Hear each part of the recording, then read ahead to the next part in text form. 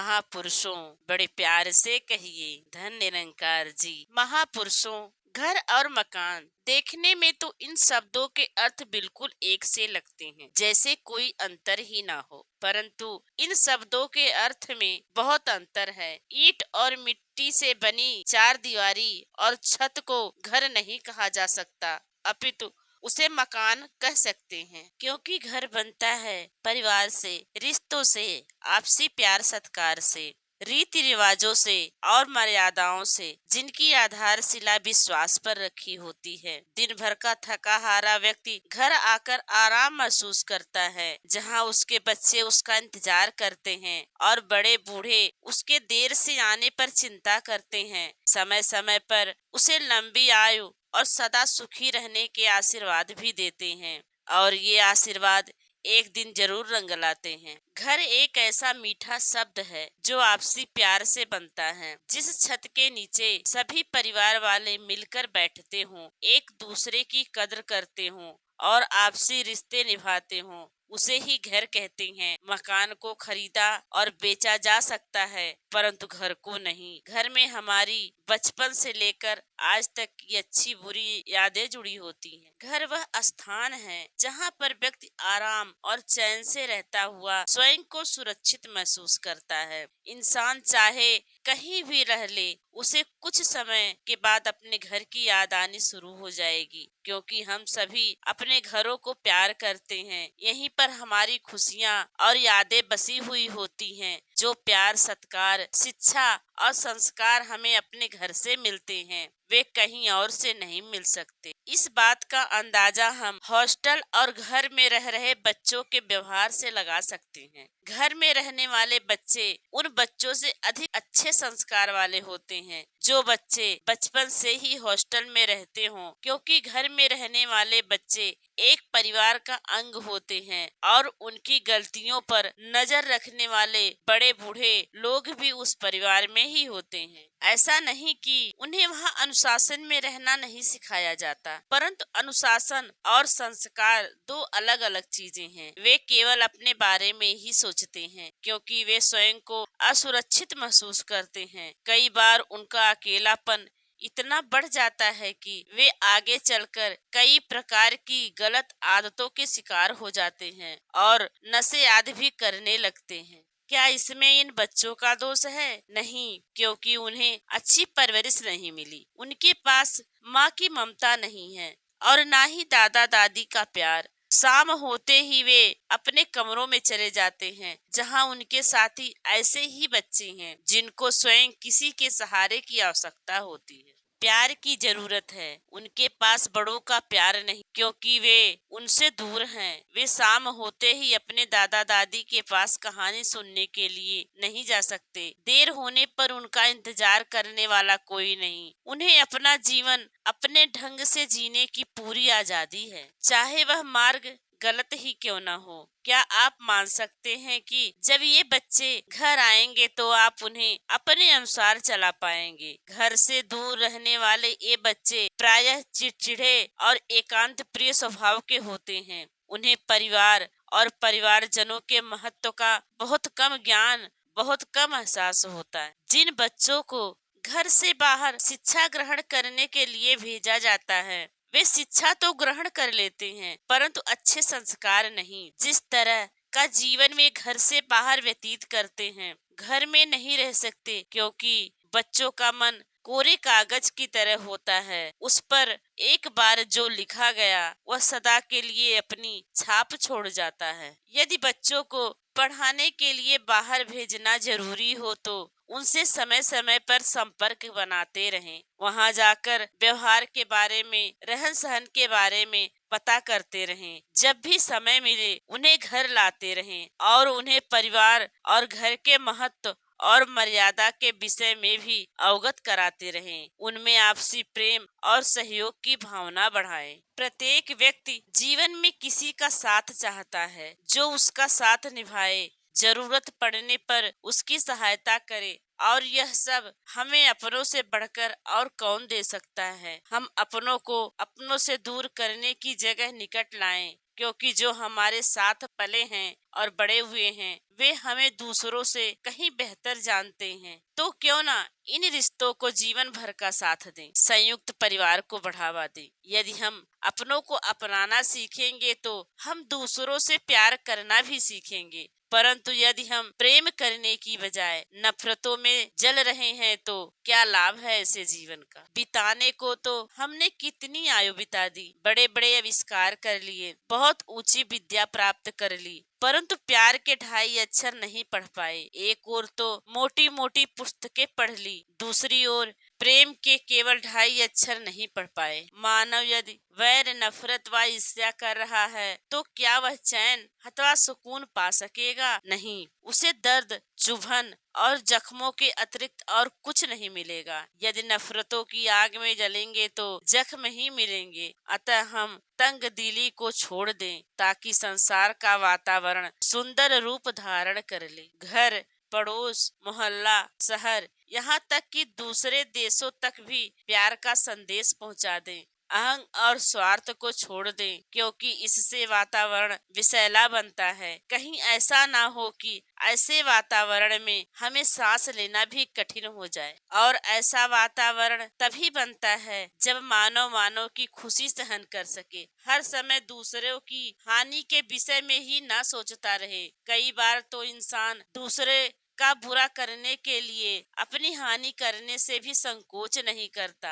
यह इस उदाहरण से स्पष्ट हो जाएगा। एक व्यक्ति का बड़ा अच्छा 2 मंजिला मकान था। पास ही में किसी की एक झोपड़ी सी थी। उस मकान की छांव उस झोपड़ी पर पड़ती थी, जिसकी छाया में वह पड़ोसी अपनी गाय आदि बांधता था। मकान वाला व्यक्ति सोचता था कि मैंने मकान बनाने में इतनी माया लगाई है और इस मकान की छाया का आनंद मेरा पड़ोसी ले रहा है। एक दिन क्रोध में आकर उस व्यक्ति ने अपने मकान की दीवार ही गिरा दी, जिस दीवार की छाया झोपड़ी पर पड़ती थी। जब दीवार गिरी तो छत का गिरना भी स्वाभाविक था। छत के साथ ही ऊपर बना मकान भी गिर गया। इस प्रकार उस व्यक्ति ने अपनी मूर्खता और क्रोध के कारण अपना ही कितना नुकसान कर लिया। यदि हम यह मानकर चलें कि पृथ्वी पर रहने वाले सभी मानव भाई भाई हैं और ईश्वर सभी का पिता है, तो किसी को हानि पहुंचाने की भावना हमारे मन में कभी नहीं आएगी। माना कि हमारी भाषाएं भिन्न भिन्न हैं, संस्कृति भिन्न है, वेशभूषा भिन्न है, परंतु सभी का मालिक तो एक ईश्वर ही है। उसे हम चाहे किसी भी नाम से पुकारते हों। यदि यह बात हमारे मन में बस जाए तो हम एक दूसरे को सहयोग देंगे ताकि दूसरा भी कामयाब हो।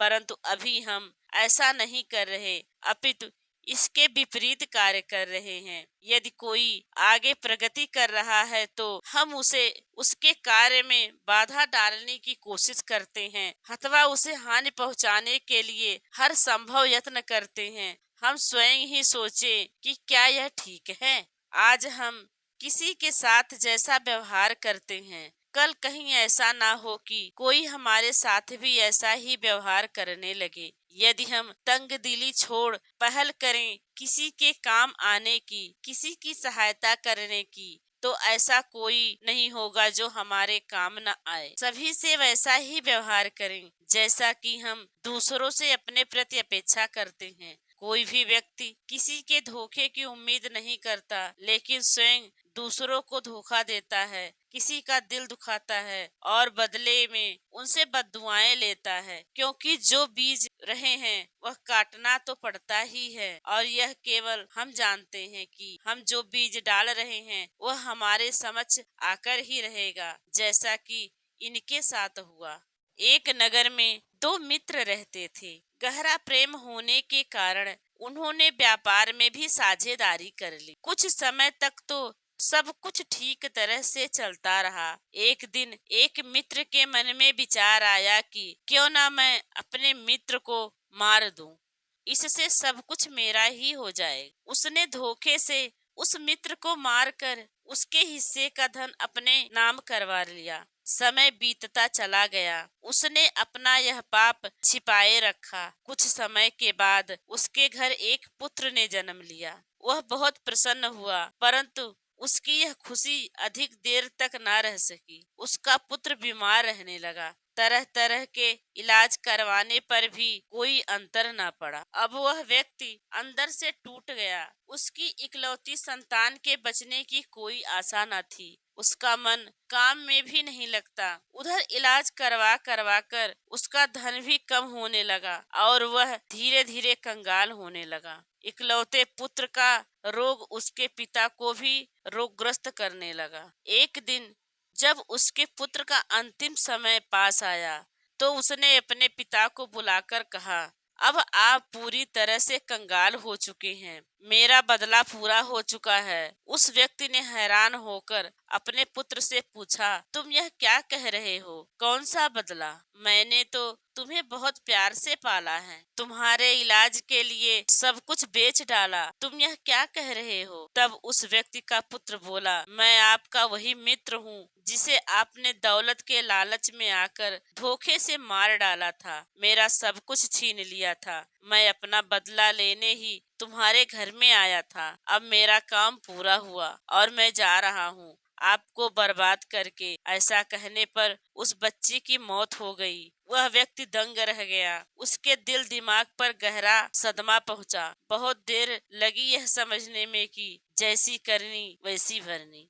इस कहानी की सच्चाई कुछ भी हो, परंतु यह तो अटल सच्चाई है कि संसार की नजर में छिपाकर तो पाप हो सकता है, परंतु ईश्वर से कोई पाप छिप नहीं सकता और ना ही कोई ईश्वर के न्याय से बच सकता है। यदि हमें ईश्वर का भय है और यह बात समझ में आ गई है कि दुख देने से दुख ही मिलता है, तो हम कभी गलत काम नहीं करेंगे, किसी की बद्दुआ नहीं लेंगे, क्योंकि यह बहुत ही कष्टकारी होती है। जहाँ तक हो सके दूसरों से आशीर्वाद व शुभकामनाएं ही लें। जो भी बोलें सोच समझ कर बोलें कि आपके यह बोल कहीं सच हो गए तो क्या होगा। हम क्रोध में बहुत कड़वा बोल जाते हैं और यह भूल जाते हैं कि यदि हम अपनों को दुख पहुंचाएंगे तो दुख तो हमें भी होगा, क्योंकि हम उन्हें प्यार करते हैं। दिल को चीर कर तो किसी ने नहीं देखा, प्यार तो जतलाने से ही पता चलता है। इसलिए हम स्वयं में सुधार लाएं ताकि हमारे संपर्क में आने वाले सभी लोग आनंदित होकर जाएं और दोबारा मिलने की चाह रखें, ना कि दूर भागे। सुख की ओर अपना पहला कदम घर से ही प्रारंभ करें। घर का वातावरण शुद्ध होगा तो आपसी प्रेम बढ़ेगा। बड़ों को चाहिए कि वे बच्चों की कोमल भावनाओं को समझते हुए उनकी गलतियों को क्षमा करने की कोशिश करें। बच्चे नादान होते हैं, वे भूले करते ही रहते हैं, इसलिए जब भी वो कोई भूल करें तो उनको प्रेम से ही समझाना चाहिए। प्रायः गलती करने पर बच्चे को डांटा जाता है और वह उस समय डर के कारण आपकी बात मान भी लेगा तो, परंतु भीतर से वह आपसे सहमत नहीं होगा। उसे सुधारना है तो उसे डांटने के स्थान पर उससे जो भी गलती हुई हो उसे प्यार से उसके विषय में समझाएं और उस गलती से होने वाली हानि के विषय में भी उसे जानकारी दें ताकि वह उस गलती को दोबारा ना करें। इससे बच्चे के दिल पर गहरा प्रभाव पड़ेगा, क्योंकि बच्चे कुछ तो समझ रखते ही हैं। बच्चे सदैव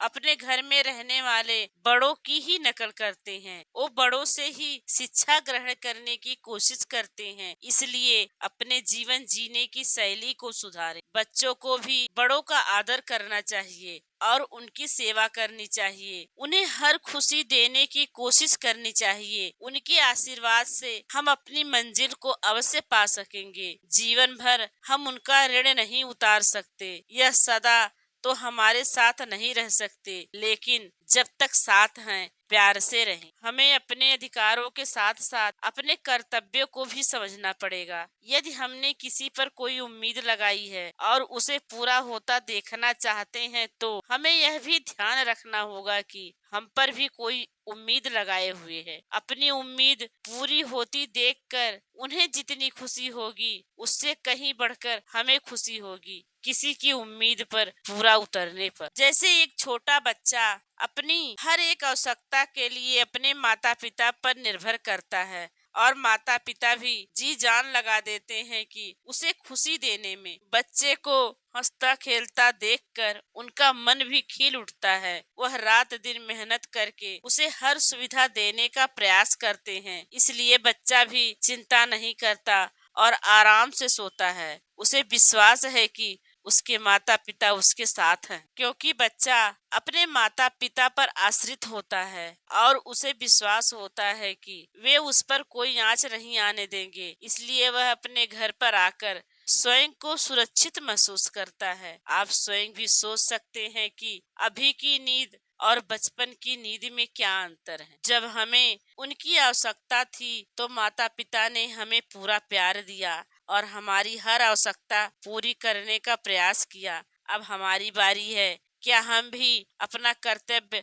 पूरी तरह से निभा रहे हैं? जैसे बच्चा अपने माता पिता से कुछ अपेक्षाएं रखता है, वैसे ही माता पिता की भी कुछ उम्मीदें बच्चे के प्रति होना स्वाभाविक है। क्या हम उनकी इच्छाओं को पूरा करते हैं, उनकी सेवा करते हैं, जिन्होंने हमारा जीवन बनाने के लिए अपना आराम त्याग दिया? क्या हम उनके आराम के लिए कुछ कर रहे हैं? यदि हाँ, तो हमसे भाग्यशाली और कोई नहीं। बचपन में तो हम उनकी परेशानी समझ नहीं पाते थे कि वे हमारे लिए क्या क्या कर रहे हैं, लेकिन अब जबकि हम समझदार हैं तो इस ओर भी थोड़ा ध्यान दें। एक दूसरे का ध्यान रखने से तथा एक दूसरे को खुशी देने से मकान से घर और फिर घर से मंदिर बन जाता है। जिस घर में बच्चों की हंसी और किलकारियां गूंजती हो, बड़े बुजुर्गों का आशीर्वाद हो, घर अच्छी तरह से सजाया हो, हर वस्तु उचित स्थान पर रखी हो, उस घर में खुशहाली को आने से भला कौन रोक सकता है। यदि घर का वातावरण अच्छा हो तो प्रत्येक कार्य में मन लगता है, एक उत्साह बना रहता है। परंतु यदि घर में कलह हो तो कोई भी व्यक्ति काम में दिल नहीं लगा सकता, उसका मन भटकता रहेगा। इसलिए यदि घर में उन्नति चाहते हो तो आपसी कलह को समाप्त करें और प्यार बढ़ाएं। एक घर में सास और बहू में बहुत अधिक तू मैं होती रहती। घर में कलह बढ़ता ही जा रहा था। यदि सास दो बातें कहती तो बहू भी आगे से चार सुना देती, जिस कारण घर का वातावरण भी बिगड़ जाता। उस घर के सभी लोग निराश रहने लगे, किसी का भी मन काम में ना लगता, घर में नुकसान होने लगा। सभी का ध्यान एक दूसरे के अवगुणों पर ही लगा रहता। गुण दिखाई देने तो जैसे बंद हो गए। दोनों सास बहू की लड़ाई की चपेट में सारा ही परिवार आ गया। एक दिन बहू दुखी होकर एक ज्ञानी महात्मा के पास गई, उन्हें सारी बात से अवगत कराया कि किस प्रकार उसकी सास के साथ नहीं पटती। महात्मा बहुत समझदार थे।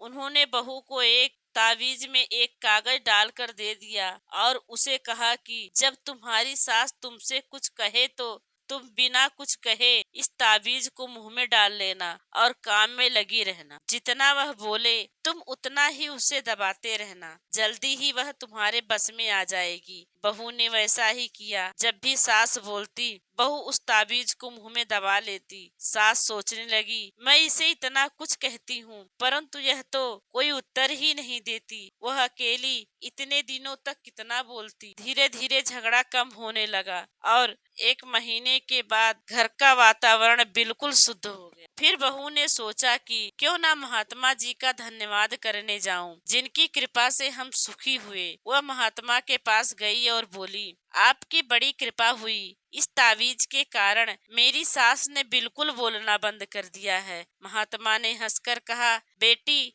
यह तावीज का कमाल नहीं है बल्कि तुम्हारे चुप रहने का फल है। यदि मैं तुमसे कहता कि तुम अपने सास के सामने चुप रहो तो क्या मेरी बात मानती? इसलिए मैंने एक कोरा कागज ताबीज में डाल कर दिया, जिसके कारण तुम चुप रही। तुम्हें चुप देखकर तुम्हारी सास ने भी बोलना बंद कर दिया, जिसका परिणाम तुम्हारे सामने है।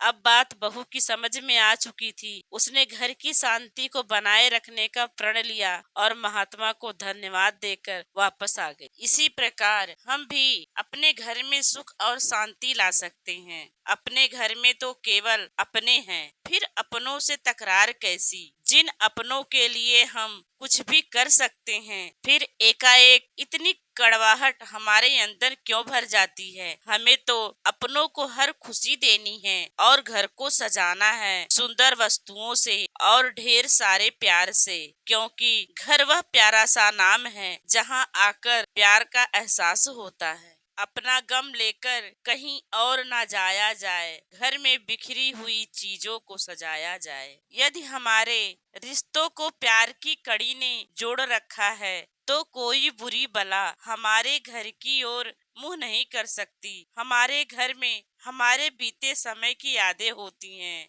हमारी शरारतें, हमारा बचपन, हमारी संजीदगी होती है और इन्हीं सब से हमारा प्यार बनता और संवरता है। परंतु हमने कभी इन बातों की ओर ध्यान नहीं दिया। हम शायद सोच ही नहीं पाए कि हमारा घर परिवार हमारे लिए क्या अर्थ रखता है। इसका एहसास तब होता है जब हम अपने घर परिवार से दूर होते हैं। तब हमें एक एक चीज याद आती है, वो गलियां, गांव, शहर, यहाँ तक कि फिर अपने घर का पालतू जानवर भी याद आ जाता है। दूर होकर ही घर की कमी महसूस होती है। जो दूर हैं वह तो मजबूर हैं, लेकिन जो पास हैं वे क्यों वंचित हैं। जो घर में होते हुए भी घर में नहीं होते, परिवार में रहकर भी परिवार से दूर होते हैं। ऐसे लोग खुशियों के बीच होते हुए भी उन्हें महसूस नहीं कर पाते और स्वयं ही सुखों की ओर पीठ कर लेते हैं। जो सुख सेवा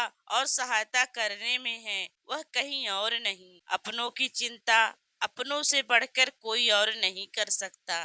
घर में किसी के बीमार होने पर जो देखभाल माँ बाप, भाई बहन, पति पत्नी अथवा बेटा बेटी कर सकते हैं वह एक नर्स नहीं कर सकती। इसलिए रिश्तों की कद्र करना सीखें। जो रिश्तों को निभाना जानते हैं, उनकी कद्र करना जानते हैं, वे कभी तन्हा नहीं रहते।